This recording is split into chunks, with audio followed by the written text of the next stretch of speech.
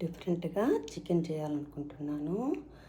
దీనికి కొత్తిమీర, ఒక టమాటో, కొంచెం అల్లం తెల్లగడ్డ పేస్టు, 2 ఆనియన్స్, ఒక అటికి లాంటిదండి ఇది, మట్టితో చేసింది.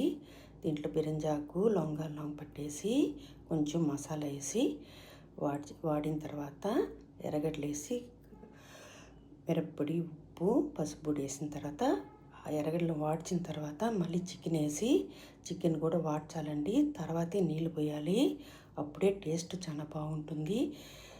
నేను మూత వేసి పైన రాయి పెట్టి ఒక హాఫ్ అన్ అవర్ సిమ్లో పెట్టి ఉడకబెట్టినానండి. అప్పుడే టేస్ట్ చాలా బాగుంటుంది.